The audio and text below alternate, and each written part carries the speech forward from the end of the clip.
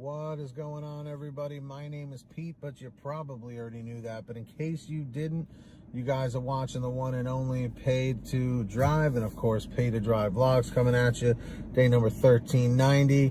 That is correct, everybody. So if you drive for apps like GrubHub, DoorDash, Uber Eats, or any of the others, you are in the right place, my friends, to stay up to date with what's going on in the gig economy. So get started right now for free. Hit that red subscribe button down below and turn on all notifications so you're always notified every time I post something new. And of course, if you wouldn't mind, hit that like button down below. Just lets YouTube know I'm doing a good job. And let's jump into the email. Triple Lindy, Thornton Melon style. So, this right here comes from Bell. So listen to this one. They said, I think I was being tested. Hi, Pete. I recently was accepted on the Instacart platform. Today was my second day delivering for Instacart. I accepted a full service order from Publix for 39 items for $25.42, plus a $1.87 tip going 10.3 miles. I contacted the customer before shopping as required by Instacart standards, and the customer replied with, thank you so much.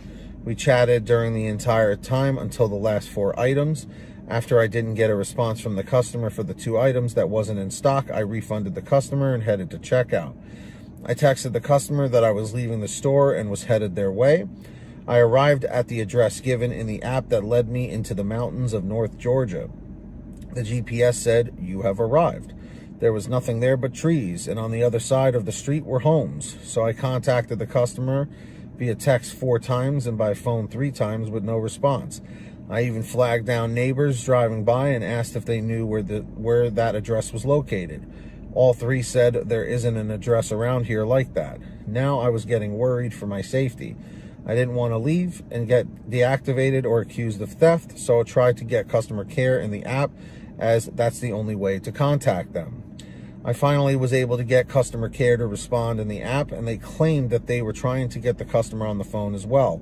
After 20 minutes, I texted the customer care agent back with the response in the attachments. The customer care agent finally said he would cancel the order, and I will get a bump in pay if I return the non-perishables back to Publix, plus a bump in pay for the delivery that didn't happen.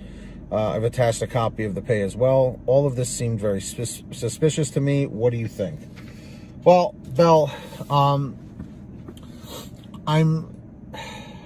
let's put it this way.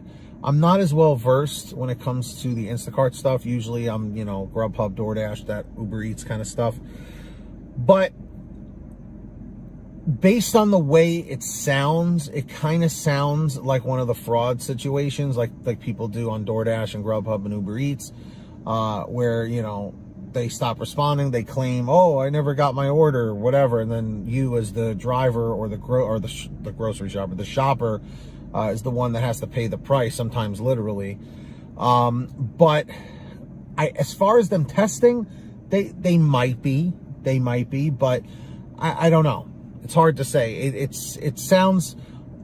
also sounds like, I will say this, it also sounds like when the customer was ordering the food or ordering the items, instead of choosing their actual home address, like typing it in, sometimes these apps, they'll allow you to have it delivered to you by your GPS location. And if you pulled up and there's just a bunch of trees, but yet there were homes on the other side, it could be that they live in one of those homes and they figured the app already knew their address, didn't check it, and they were just there by GPS. I remember a few times I've had to deliver to people like that, and it takes you into like somewhere where there's no houses, and you're like, wait a minute, what? And then you call the customer and they're like, oh, I'm sorry, I just used the GPS feature. I didn't actually put my address in. I'm sorry, my actual address is here. You got to be careful with that. So to be honest, the fact that they stopped responding, and even the customer care or their version of driver care couldn't get in contact with them either is very fishy. But I'm glad they at least paid you for some of it, and I'm assuming you took back the non-perishables and stuff. So, whatever the stipulation is with that. Again, I'm not as well versed with Instacart. I'm still learning about it as well as I go. But as far as testing you, I'm going to say maybe, but it almost sounds like customer error, or the customer was trying to commit fraud to get free groceries and then screw you over in the process because they don't care. But the way it sounds that you just went into a random place, it sounds like it was a GPS issue, that they didn't put in their address and they just did it by the GPS location thing, which is almost never really accurate. So with that being said, in the chat or the comments, what do you guys think? Do you think Instacart was testing this shopper, or do you think that it was something else? Do you think it was the GPS thing or fraud? Let me know in the chat or the comments. And if you guys ever want to send me anything, send me an email at paytodrivestories@gmail.com. That's the best place to reach me. Or for a quicker response, you can message me through Patreon at patreon.com/paytodrive. Link is in the description or in the pinned top comment if you guys want to sign up on there. And anyone who signs up, I give you guys shout outs in all my new videos. I'm about to do that right now. So, to all of you guys out there who hear your name called, say, hey, Pete, I heard my name. We've got the very generous Ari Rosenbaum, our $100 ultimate driver. Thank you so much, Ari. Really appreciate it. And our other generous patrons like Samantha Michaels, Brian Pomeroy, Brian Medina, Heidi Barnes, Ivan Jerome Gilroy, Joe Valerio, Angela Counts McCarty, Kurt Paul, Lee Peacock, Tulsa Todd, William Boudreau, Laura Love, Agus, Tom Perry, Alan G. Van Horn, Lawrence Brown, Drew Honor, Fernando Carranza, Frank Haviland, Fresh One, Jason Casta, Justin Case, Lulu Laura, Natalie Mosley, Sarah Keston, Scott Freisner, Sherry Cassidy, Stephen Neely, Joyce Hine, Brian Richardson, Kenny Bess, Jenny Thomas, John Bonacci, Matt Epperson, Nick G, Stacy Miller, Terrence Pacheco, and of course Valerie Brown. Huge shout outs to all of you. So yes, everybody, go check out Patreon. And of course, sign up on the Get Upside Gas app. It's a free app for your smartphone to help you save money on gas at the gas pump. It's very, very simple. Download it from the link at the bottom of the description. Download it for free. Go to your gas station, pump your gas, print out your receipt, take a picture of your receipt with the Get Upside Gas app, and within 48 hours or so, you'll get anywhere from 15 cents to 45 cents a gallon back, which is pretty fantastic. And if a friend or family member signs up using your code, you'll get paid every time they pump gas. It's called Get Upside. Links in the description. Make sure to download it.